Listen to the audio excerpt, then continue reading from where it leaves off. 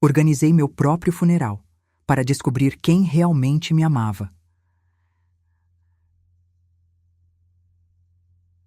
Tem uma coisa que a gente nunca fala em voz alta. Uma pergunta que mora no fundo da madrugada, quando a casa está em silêncio e você está deitada de olho aberto no teto, ouvindo o relógio e pensando em coisas que de dia você não tem coragem de pensar. A pergunta é essa: se eu fosse embora amanhã, quem viria? Não estou falando de doença. Não estou falando de medo. Estou falando de uma coisa muito mais silenciosa do que isso. Estou falando daquela sensação que aparece quando a vida fica quieta demais, quando os filhos cresceram, quando o casamento mudou, quando o trabalho foi embora, quando o espelho mostra uma mulher que deu tudo. E agora não tem certeza se alguém viu. Eu ouvi a história de uma mulher que decidiu descobrir isso de verdade. Ela não esperou a resposta chegar sozinha. Ela organizou o próprio funeral, e o que ela encontrou lá mudou tudo.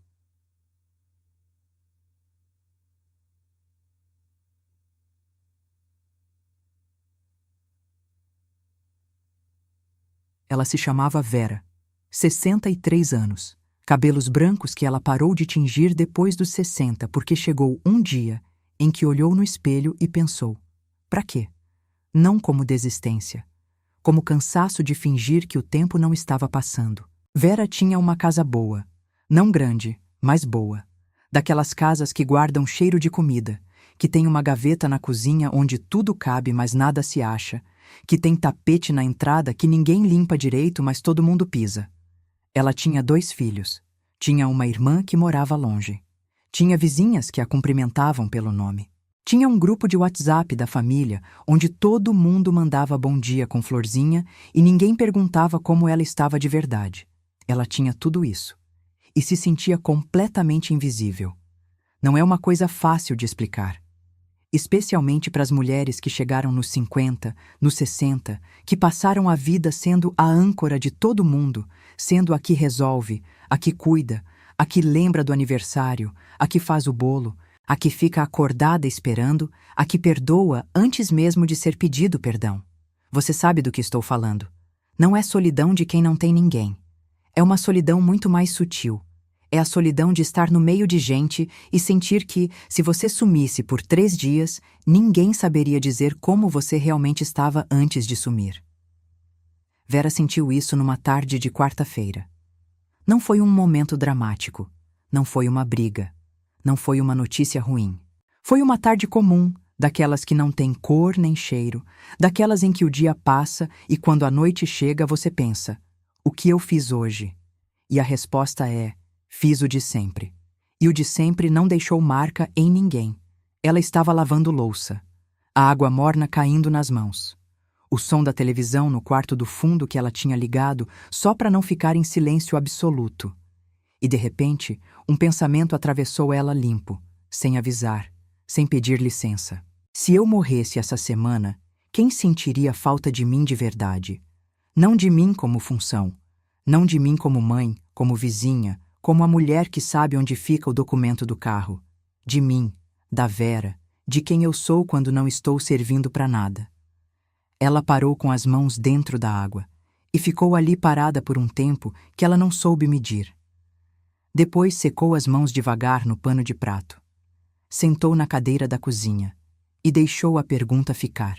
A maioria das pessoas, quando esse pensamento chega, faz o que sempre faz: empurra, distrai, liga para alguém, abre o celular, coloca uma série, vai fazer alguma coisa.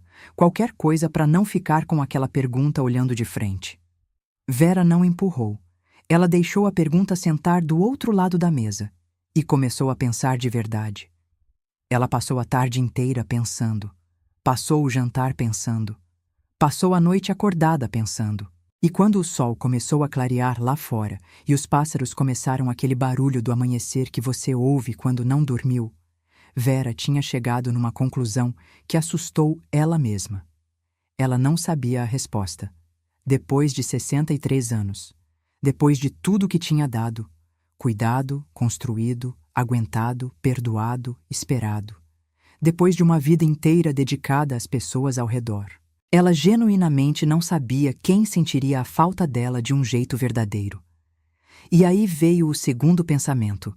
O que mudou tudo? E se eu descobrisse? Não esperando. Não ficando doente. Não deixando o tempo responder por ela.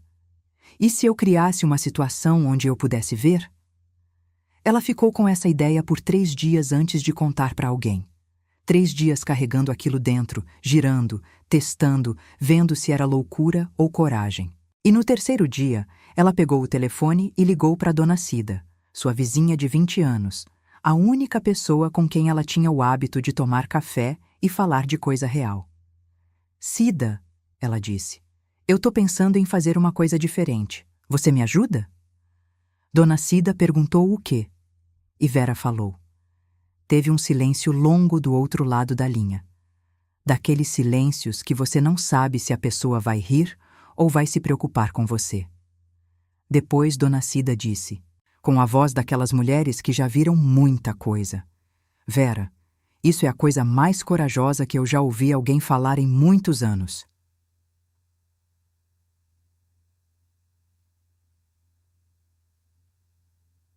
O plano era simples. Simples do jeito que as coisas corajosas costumam ser. Não complicado de entender, só difícil de executar. Vera ia fingir que tinha viajado.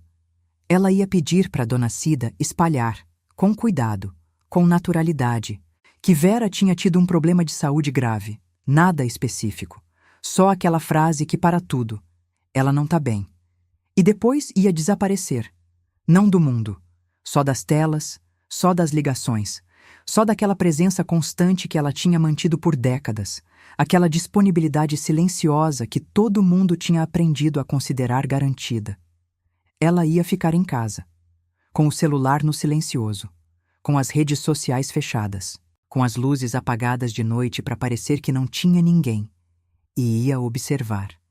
Ia observar quem ligava, quem aparecia na porta, quem mandava mensagem de verdade, não aquele "Oi, tô sabendo, me fala se precisar de algo", que é o jeito educado de não fazer nada. Quem insistia, quem vinha mesmo sem ser chamado. Ela ia observar quem sentia falta de Vera. Não da função, da pessoa. Dona Cida ouviu tudo com atenção. Tomou o café até o fim. Ficou quieta um momento. E depois perguntou uma coisa que Vera não esperava. E se a resposta te machucar? Vera demorou para responder. Já tô machucada, Cida, ela disse por fim. Pelo menos assim eu sei de onde vem a dor. Dona Cida assentiu devagar. Daquele jeito das mulheres mais velhas que já entenderam que tem perguntas que a gente faz não para se destruir, mas para parar de viver em dúvida. Que tem verdades que machucam menos que a incerteza. Que tem coragens que parecem loucura, mas são, na verdade, o único caminho de volta para si mesma. Então eu te ajudo, Dona Cida disse. Mas me faz uma promessa. Qual? Que você vai anotar tudo, cada coisa que acontecer, cada ligação, cada silêncio, porque daqui a 10 anos você vai precisar lembrar disso com clareza. Vera prometeu. E assim começou. O primeiro dia foi estranho de um jeito que ela não esperava. Ela acordou cedo, como sempre. Fez café, como sempre. Ficou na cozinha olhando pela janela, como sempre. Só que dessa vez não pegou o celular. Não mandou bom dia para ninguém. Não checou o grupo da família. Não respondeu nada. E o silêncio que veio foi de 2 tipos ao mesmo tempo. O primeiro era pesado. Era o silêncio de perceber o quanto da sua manhã era construído em função dos outros. O quanto do seu dia começava orientado para fora. Bom dia para fulano. Lembrete para ciclano. Pergunta para o filho. Mensagem para a irmã. Como se ela só existisse a partir do momento em que alguém reconhecia que ela existia. O segundo silêncio era diferente. Era uma coisa estranha que ela levou um tempo para nomear. Era descanso. Um descanso que ela não sabia que precisava porque nunca tinha parado o suficiente para sentir a fadiga. Ela passou a manhã do primeiro dia simplesmente existindo sem ser para ninguém. Tomou café devagar. Olhou pela janela sem pressa. Pegou um livro que estava na mesinha de cabeceira há 4 meses com um marcador na página 32, porque ela nunca tinha tempo, sempre tinha algo mais urgente, sempre tinha alguém precisando de algo. E leu. Leu por horas, sem culpa, sem aquela sensação de que deveria estar fazendo outra coisa. E no meio da tarde, quando o sol batia diferente pela janela da sala, ela teve um pensamento que pegou ela de surpresa. Eu sou boa companhia para mim mesma. Ela não sabia disso. Depois de 63 anos, ela não sabia que gostava da própria companhia, porque nunca tinha se dado a chance de descobrir. Dona Cida começou a espalhar a notícia com o cuidado que havia prometido. Não saiu gritando, não fez alarde, só foi deixando cair, naquele jeito natural das conversas de vizinhança, que Vera tinha tido um problema, que estava afastada, que não estava bem. E aí começou a parte que Vera ia anotar num caderno. No primeiro dia, nada, nenhuma ligação, nenhuma mensagem, nem dos filhos, nem da irmã. Ela ficou olhando para o celular silencioso na mesa e teve que respirar fundo, porque a primeira reação não foi tristeza. Foi uma coisa mais complicada. Foi aquela mistura de confirmação e esperança que a gente sente quando uma parte nossa já sabia a resposta, mas a outra parte ainda estava torcendo para estar errada. Ela abriu o caderno, escreveu a data, escreveu dia 1, silêncio, e foi dormir mais cedo do que tinha dormido em anos. No segundo dia, o telefone tocou uma vez. Era a dona Maristela, da igreja. Não uma amiga próxima, uma conhecida. Alguém que via Vera todo domingo e trocava aquelas gentilezas de corredor que não chegam a ser amizade, mas também não são indiferença. Dona Maristela ligou para perguntar se precisava de algo, se podia mandar comida, se tinha alguém cuidando. Vera ficou olhando para o telefone tocar. Não atendeu. Era parte do plano. Mas anotou no caderno, com uma sensação estranha no peito, porque aquela mulher, que não era das mais próximas, tinha ligado, e as pessoas que ela considerava mais próximas ainda não tinham feito nada. Ela ficou pensando nisso enquanto preparava o jantar, pensando em como a gente às vezes constrói hierarquias afetivas completamente erradas. Quem a gente acha que está perto, quem a gente acha que se importa. E como às vezes a vida vira isso de cabeça para baixo em silêncio, sem avisar, e você só percebe quando para e olha de verdade.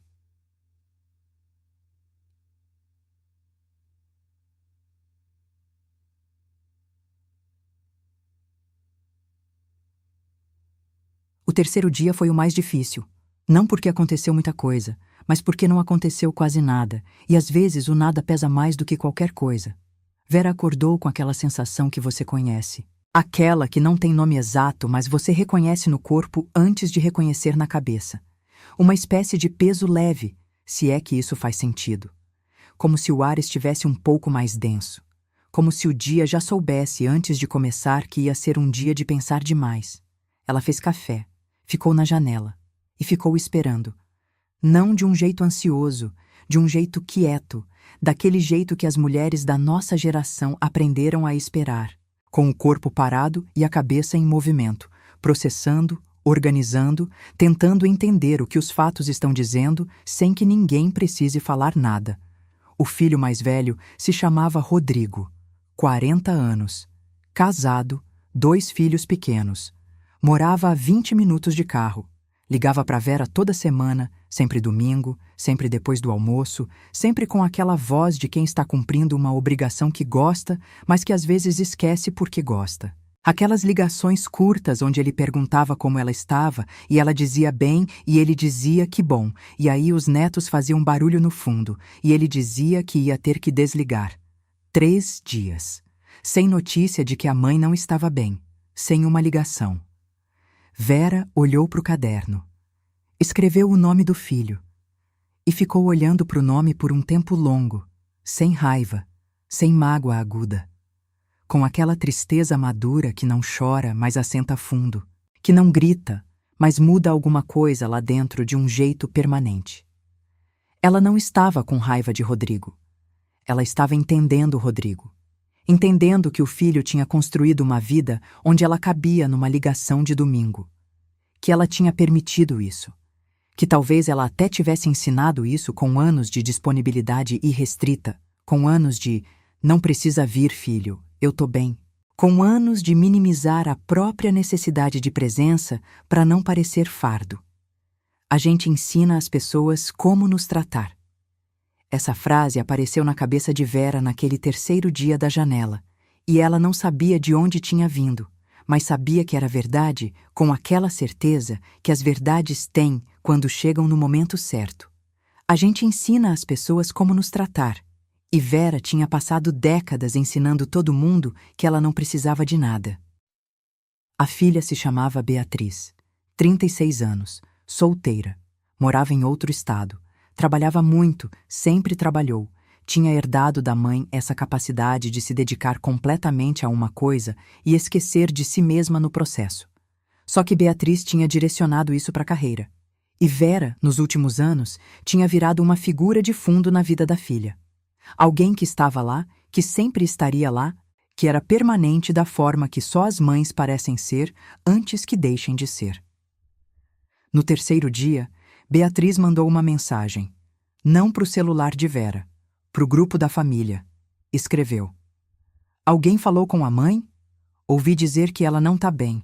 Vera leu pelo celular, escondida no quarto, e ficou olhando para a mensagem por um tempo. Não era uma ligação. Era uma mensagem num grupo. Era uma pergunta jogada para o coletivo para ver se alguém respondia.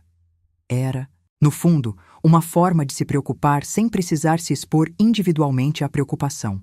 Ela não estava julgando a filha. Estava reconhecendo um padrão que ela mesma tinha às vezes.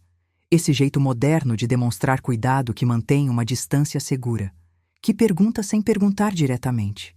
Que se preocupa em público, mas não liga em particular. Ela abriu o caderno, anotou, e então aconteceu uma coisa que ela não esperava.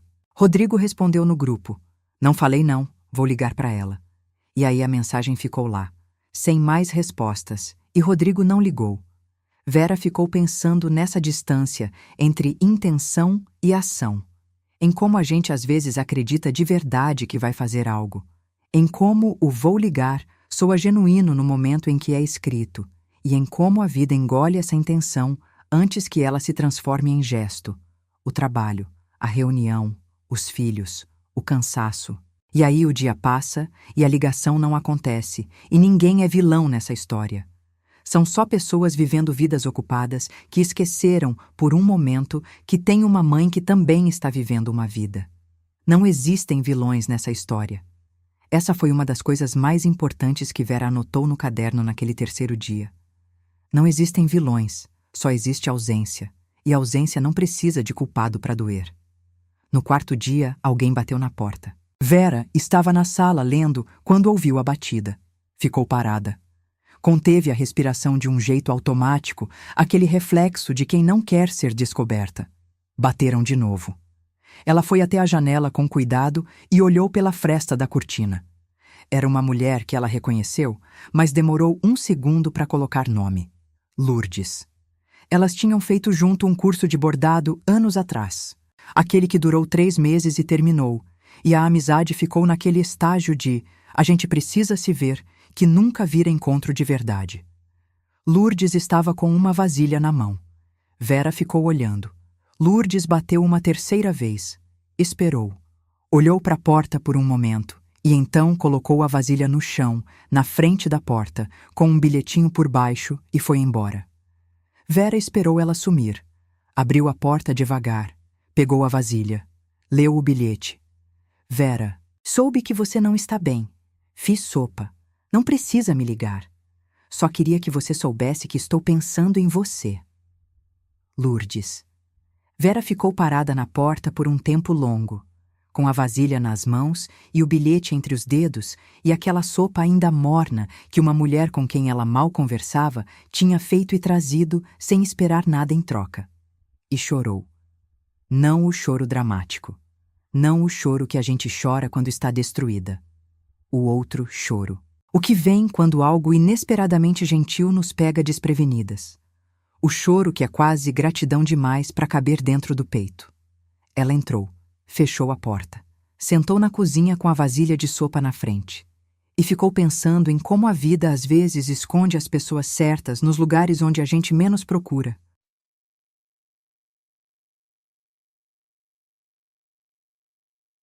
Tem uma coisa que a gente nunca aprende na juventude.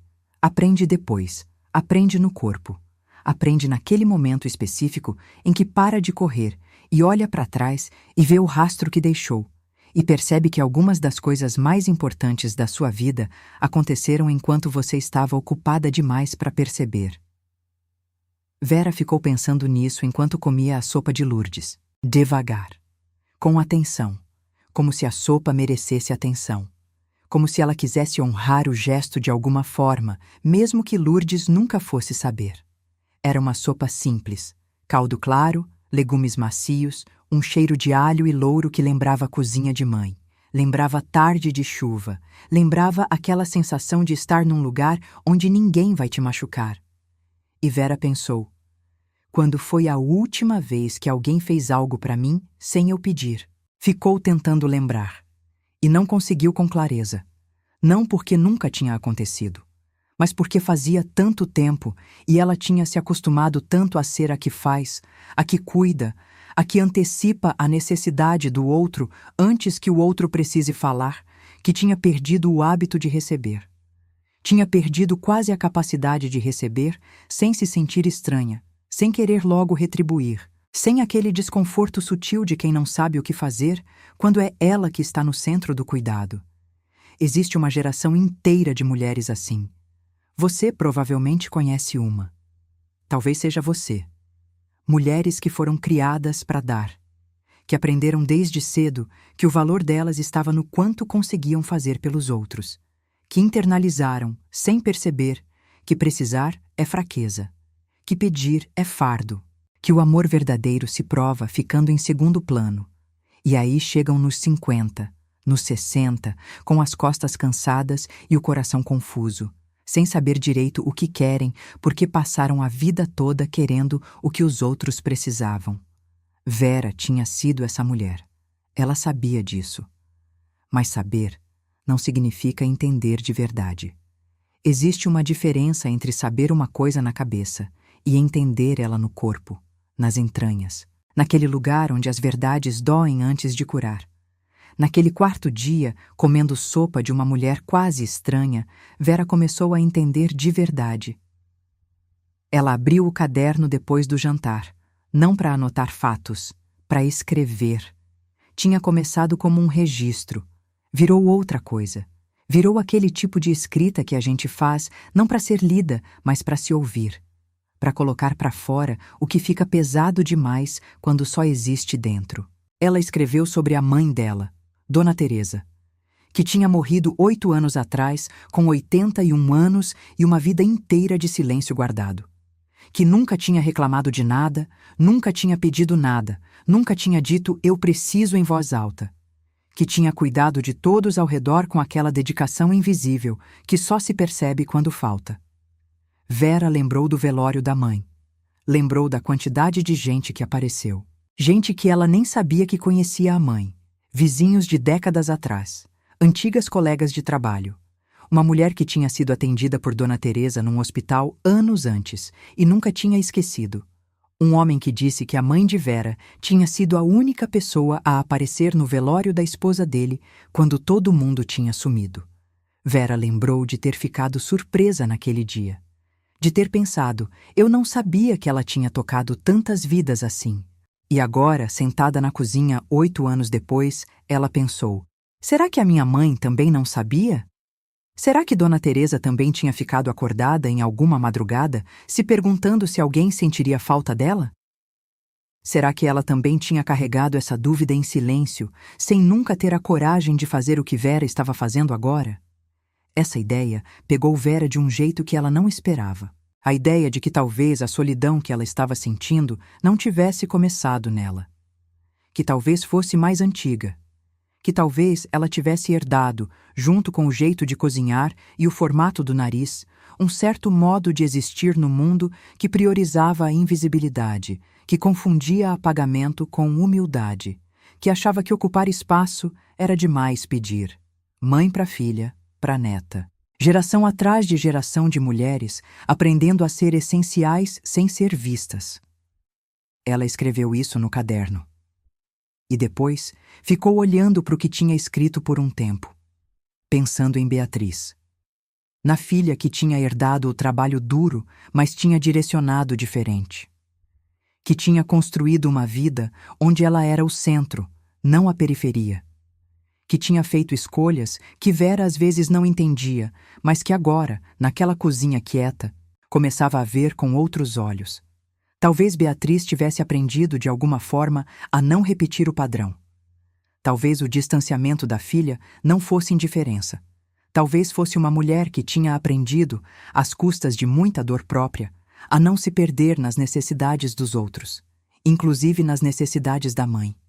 Vera ficou com esse pensamento. Não para absolver, não para condenar, só para entender. No 5º dia, a irmã ligou. Conceição, mais velha por 4 anos. Moravam em cidades diferentes desde que Vera tinha casado, 40 anos atrás. Falavam por telefone com uma regularidade que tinha diminuído com o tempo, daquele jeito gradual que as relações têm de esfriar sem que ninguém decida esfriar. Só a vida vai afastando e um dia você percebe que faz meses que não conversou de verdade com alguém que um dia foi a pessoa mais próxima do mundo.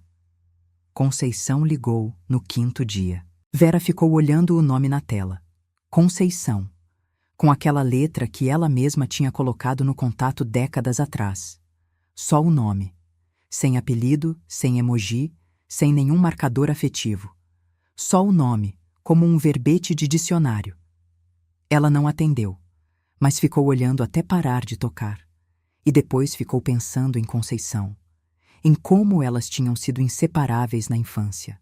Em como dividiam cama, dividiam segredo. Dividiam aquele idioma próprio que irmãs criam e que mais ninguém entende. Em como o tempo e a distância e a vida de cada uma foi construindo paredes que nenhuma das duas tinha decidido construir, mas que estavam lá, sólidas, cobertas de cortesia. Ela pegou o caderno, escreveu o nome da irmã e ao lado escreveu uma pergunta. Quando foi a última vez que eu disse para Conceição que ela faz falta? Ficou olhando para a pergunta. Não tinha resposta. Não porque nunca tivesse sentido, mas porque nunca tivesse dito. E aí veio outra pergunta, mais funda. Quantas pessoas na minha vida estão esperando eu dizer algo que eu sinto, mas não falo?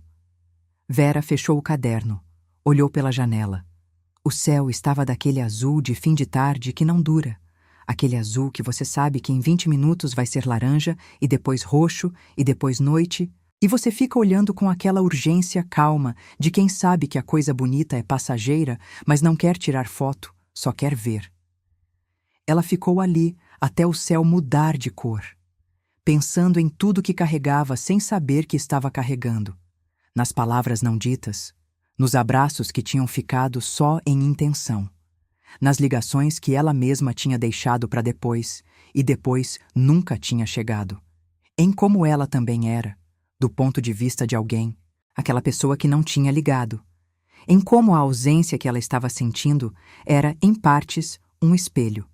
Não uma acusação, um espelho. E espelho não julga. Espelho só mostra.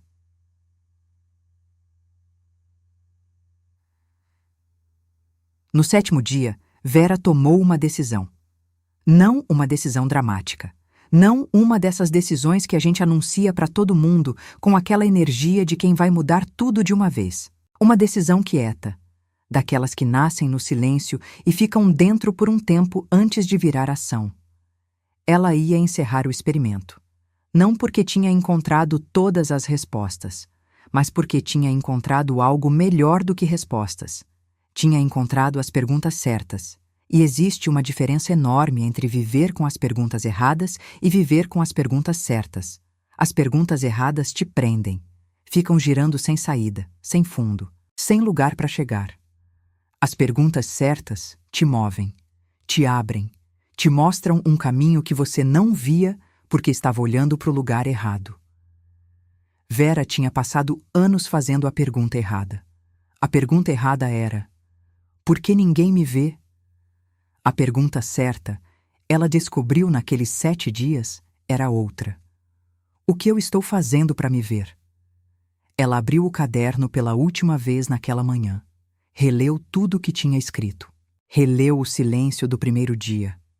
A mensagem da Beatriz no grupo, o nome do Rodrigo que ela ficou olhando, a sopa da Lourdes, a ligação da Conceição que ela não atendeu, o céu azul que virou laranja que virou noite, enquanto ela ficou parada na janela pensando. E releu uma frase que tinha escrito no quarto dia, quase sem perceber, no meio de um parágrafo longo. Talvez eu tenha esperado tanto ser encontrada que esqueci de sair para me encontrar. Ela ficou com essa frase, por um tempo longo, porque essa frase, ela percebeu agora, era o coração de tudo. Era o que o experimento inteiro tinha tentado dizer desde o começo, só que ela precisava de 7 dias de silêncio para estar quieta o suficiente para ouvir. Ela pensou nos filhos, não com mágoa, com uma clareza nova que dói um pouco, mas não machuca da mesma forma que a confusão machucava antes. Rodrigo não tinha ligado, porque Rodrigo tinha aprendido que a mãe sempre estava bem, que a mãe era sólida, que a mãe era aquele tipo de pessoa que não precisa de verificação porque sempre está no mesmo lugar, disponível, estável, previsível. Ele não tinha ligado não porque não amava. Tinha não ligado porque ela tinha passado 40 anos provando que não precisava que ele ligasse. Beatriz tinha mandado mensagem no grupo porque Beatriz, no fundo, ainda não sabia muito bem como ser filha de uma mulher que nunca tinha pedido nada. Porque quando a mãe nunca pede nada, a filha fica sem saber o que oferecer. Fica naquela distância desconfortável de quem quer se aproximar, mas não sabe por onde entrar porque a porta nunca esteve aberta de um jeito claro. Vera tinha mantido a porta entreaberta a vida toda. Nem fechada, que pelo menos diria algo. Nem aberta de verdade, que convidaria. Entreaberta, daquele jeito ambíguo que deixa todo mundo sem saber se pode entrar. Ela pensou em Lourdes, na vasilha de sopa, no bilhete simples, em como aquele gesto tinha pesado mais do que qualquer coisa que as pessoas mais próximas tinham feito naqueles 7 dias. E entendeu por quê. Lourdes não tinha história com ela.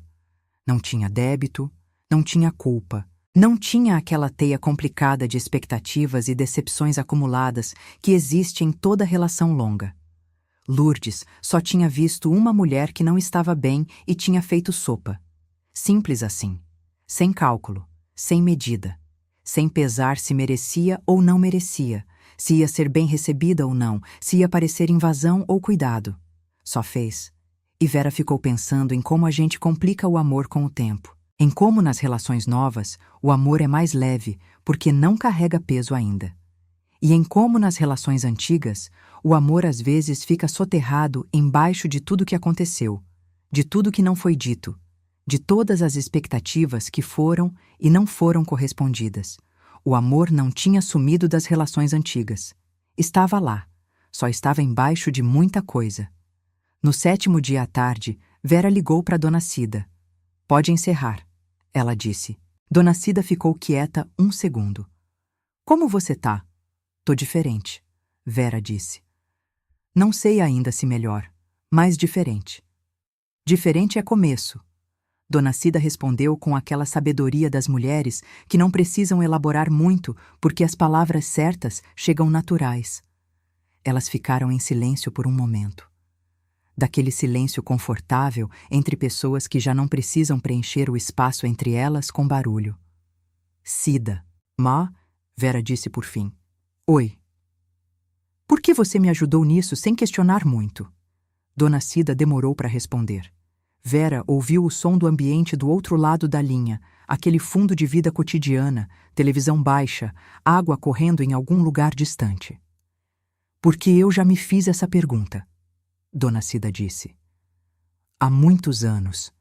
Só que eu não tive coragem de fazer o que você fez. Fiquei com a dúvida." Vera ficou quieta. "E?" ela perguntou baixinho. "E dúvida é um peso que você carrega para sempre." Dona Cida disse. "Você pelo menos vai saber." Vera foi até o quarto, sentou na beira da cama, ficou olhando para a foto na mesinha de cabeceira. Uma foto antiga, desbotada nas bordas, daquelas que a gente não emoldura direito, porque um dia vai trocar por uma melhor e nunca troca. Era uma foto dela com a mãe. Vera devia ter uns 30 e poucos anos na foto. A mãe devia ter uns 60. Estavam na varanda de uma casa que não existe mais, num domingo que ela não lembrava qual era, com aquela luz de tarde que faz todo mundo parecer um pouco mais bonito e um pouco mais em paz do que realmente está. As duas estavam olhando para a câmera, não abraçadas, só sentadas próximas. Com aquela proximidade de quem compartilha espaço há tanto tempo que não precisa mais fazer gesto de proximidade, a proximidade já é o estado natural. Vera olhou para o rosto da mãe na foto. E pela primeira vez em 8 anos, desde que Dona Teresa tinha morrido, ela não sentiu só saudade. Sentiu reconhecimento. Viu no rosto da mãe alguma coisa que não tinha visto antes. Ou talvez tivesse visto, mas não tivesse nome. Uma espécie de serenidade que não era paz completa. Era aquela serenidade de quem aprendeu a viver com as próprias perguntas, sem precisar que todo mundo responda. Vera ficou olhando para a foto e disse em voz alta, para ninguém, para a mãe, para si mesma, para todas as versões de si que tinham chegado até ali. Eu tô entendendo agora. Naquela noite ela dormiu diferente. Não porque tudo estava resolvido. Nada estava resolvido, na verdade. Os filhos ainda não tinham ligado. A irmã ainda estava do outro lado do silêncio. As relações ainda tinham todos os nós que tinham antes. Mas ela estava diferente dentro delas. E quando você muda por dentro, as relações não são mais as mesmas, mesmo que ainda pareçam iguais por fora. Porque você passou a ocupar um espaço diferente dentro delas. Passou a trazer uma presença diferente. E presença muda tudo, mesmo quando nada muda de lugar. Ela dormiu, com o caderno fechado na mesinha de cabeceira. Com a foto da mãe virada para ela. Com a janela um pouco aberta, aquela fresta que deixa entrar o ar da noite, mas não o frio de verdade. E pela primeira vez em muito tempo, o silêncio da madrugada não pesou. Só ficou, como companhia.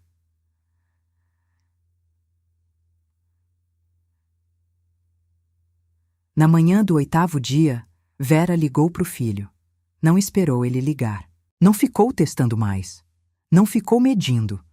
Simplesmente pegou o telefone, respirou fundo e ligou. Rodrigo atendeu no segundo toque com aquela voz levemente surpresa de filho que não esperava a ligação da mãe numa segunda-feira de manhã. Mãe, tudo bem? Tudo, ela disse. Eu queria te falar uma coisa. Houve uma pausa curta do outro lado. Daquelas pausas em que a pessoa está se preparando para receber alguma notícia ruim, porque mãe ligando numa segunda cedo, raramente é coisa simples. Fala, ele disse. Eu sinto sua falta, Vera disse.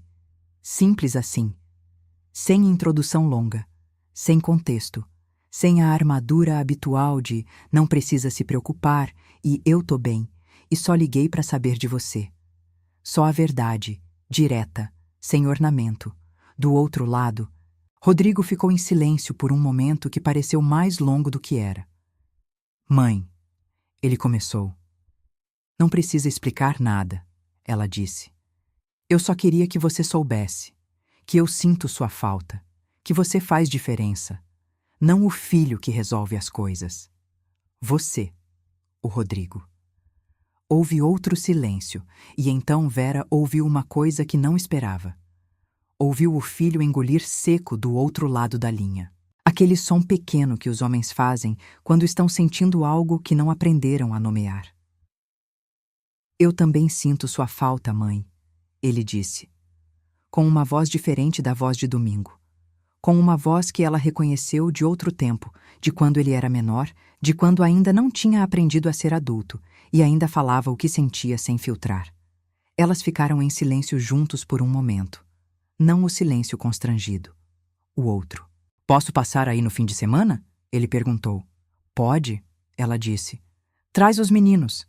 Ela ligou para Beatriz depois. Beatriz demorou mais para atender. Estava no trabalho, provavelmente, naquele modo de concentração que a filha tinha e que Vera sempre admirou mesmo quando não entendia. Mãe, oi, deixa eu sair da sala um segundo. Vera esperou.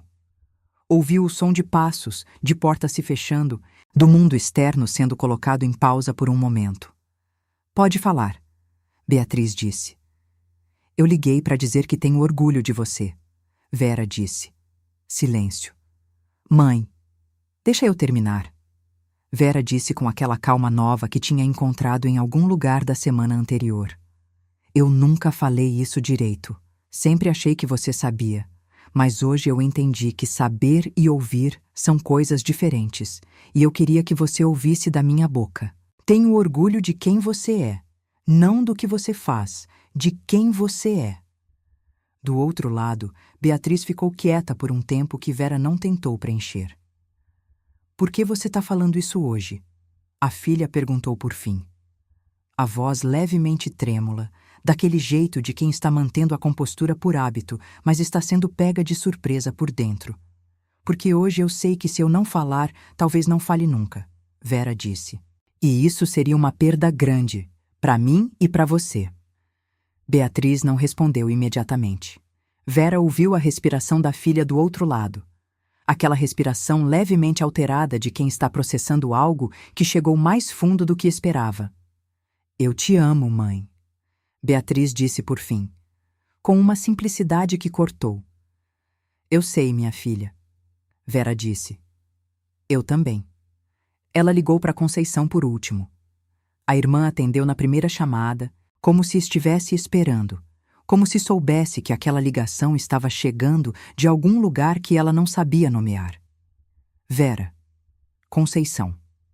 E aí, as duas ficaram em silêncio por um momento que foi, ao mesmo tempo, 40 anos de distância e a infância inteira compartilhada.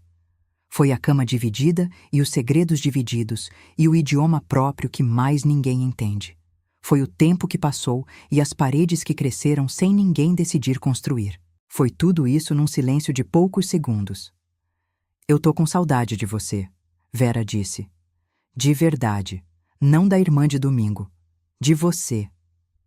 Conceição não falou nada por um momento. E quando falou, a voz tinha uma textura diferente. Mais velha e mais jovem ao mesmo tempo, como se alguma coisa tivesse baixado a guarda que nem sabia que estava levantada. Eu também, Vera, ela disse. Faz tempo demais. Faz, Vera concordou. Você tá bem? Conceição perguntou. Soube que você não estava bem. Eu estava com uma dúvida, Vera disse. Acho que resolvi.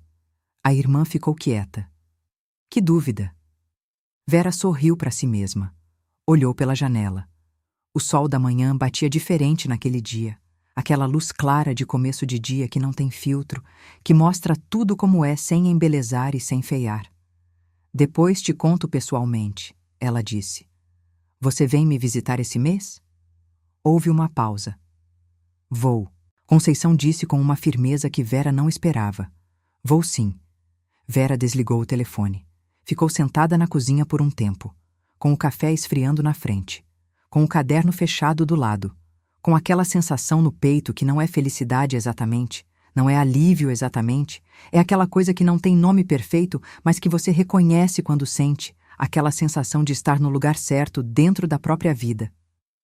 Ela pensou em Lourdes. Foi até a cozinha. Lavou a vasilha que tinha ficado na pia. Pegou um pote de doce que tinha feito dias antes, goiabada caseira, daquelas que ficam firmes e brilhantes, daquelas que a mãe fazia.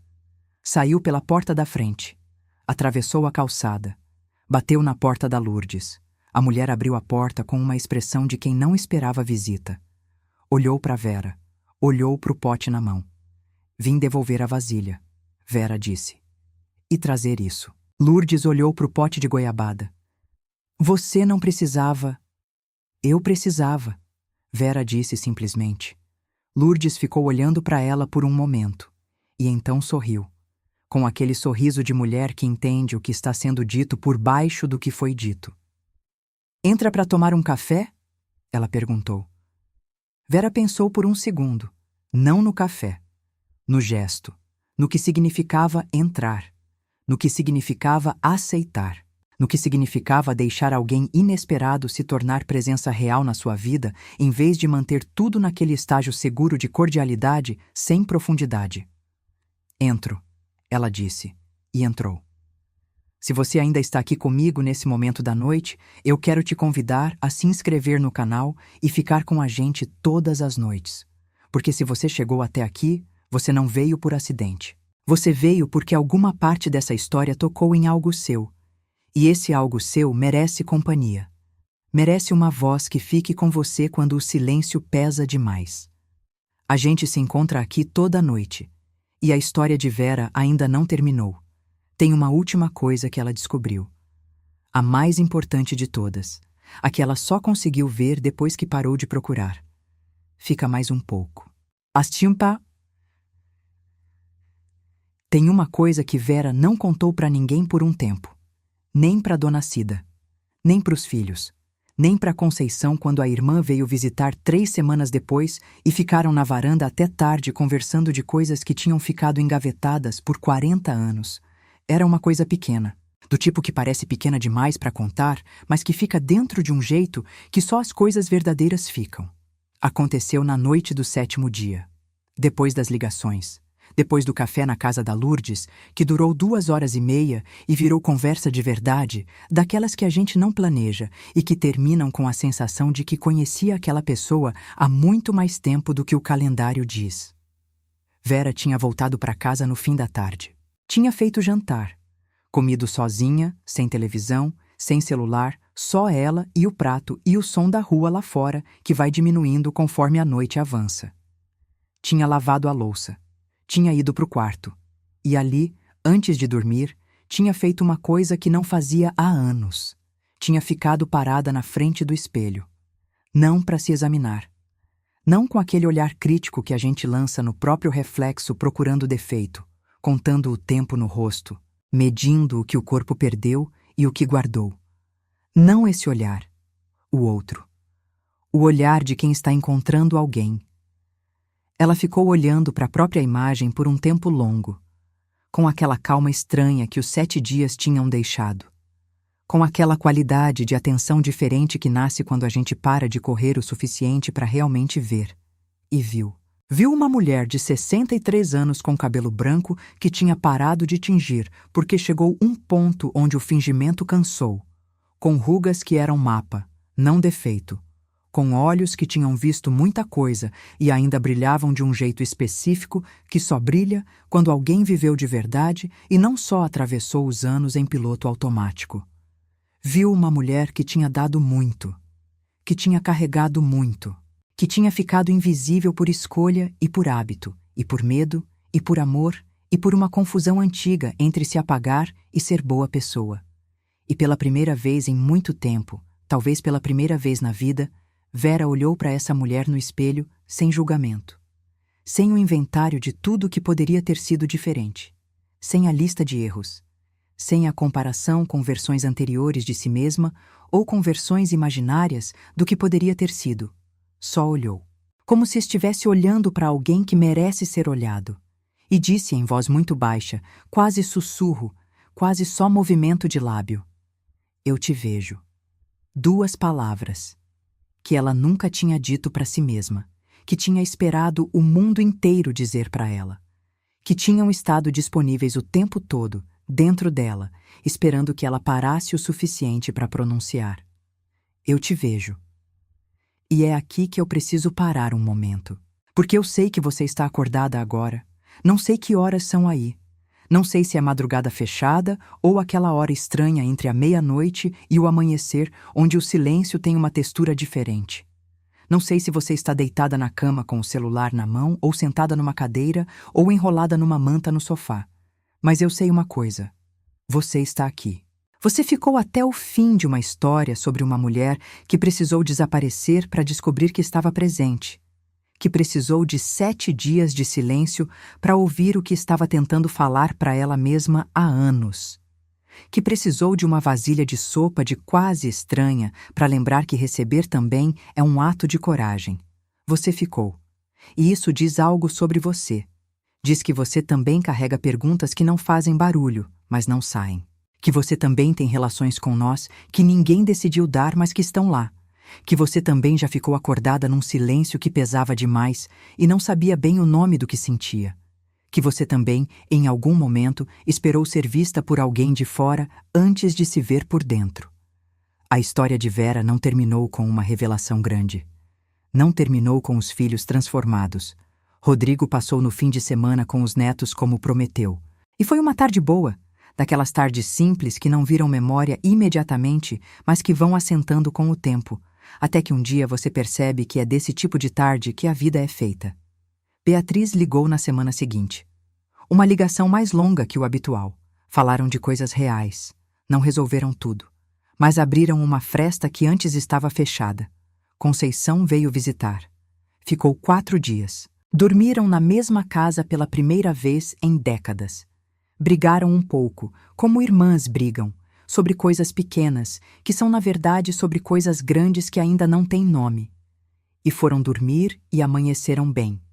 Lourdes virou amizade de verdade, daquelas que não precisa de muito para existir. Um café aqui, uma conversa na calçada ali, a presença simples de alguém que sabe que você existe e se importa com isso. A vida de Vera não ficou perfeita. A vida nunca fica perfeita, mas ficou mais honesta. E existe uma leveza que vem com a honestidade que não vem com mais nenhuma coisa. Uma leveza que não é ausência de peso. É saber o que você está carregando. É colocar o peso no chão por um momento e olhar para ele e decidir o que vai levar de volta e o que vai deixar ali. Vera aprendeu a dizer que sentia falta. Aprendeu a dizer que precisava. Aprendeu a abrir a porta de um jeito que convidava, não só deixava entreaberta. Aprendeu a olhar no espelho sem inventário. Aprendeu a receber sopa de quase estranha sem precisar logo retribuir. Aprendeu, às custas de 63 anos e 7 dias de silêncio, que ser vista começa por dentro. Que a pergunta não é quem vai vir ao meu funeral. A pergunta é: como eu estou aparecendo na minha própria vida? Se você está presente na sua própria história, ou se está vivendo nas margens dela, esperando que alguém te convide para o centro. Porque ninguém vai te convidar para o centro da sua própria vida. Esse convite vem de dentro, sempre veio. Essa história é para você que está acordada agora e sente que deu muito e não sabe se alguém viu. Para você que tem relações com espaço no meio que não sabe como atravessar. Para você que às vezes olha para o espelho e vê uma lista de coisas que deveriam ser diferentes em vez de uma mulher que merece ser olhada. Você merece ser olhada. Por você primeiro. O resto vem depois. Não perfeito. Não como a gente imagina. Mas vem. Vem numa ligação de segunda de manhã, onde a gente diz o que nunca disse. Vem numa vasilha de sopa na porta. Vem numa tarde de domingo com netos fazendo barulho na sala. Vem num 4 dias de irmã que brigam e amam e dormem e amanhecem. Vem no espelho às 11 da noite, quando você para de examinar e começa a ver. Eu te vejo. Você pode dizer isso para si mesma hoje. Não precisa esperar que o mundo diga primeiro. Se essa história ficou com você, se alguma coisa aqui tocou em algo que você não sabia que precisava ser tocado, compartilha com 5 mulheres que você ama. Não como tarefa, como gesto. Como aquela vasilha de sopa que diz: eu pensei em você. Você importa. E se você quiser sugerir o tema do próximo vídeo, escreve nos comentários. Conta uma coisa que você carrega em silêncio e que gostaria de ver transformada em história. A gente está aqui, toda noite, esperando junto com você, até o amanhecer.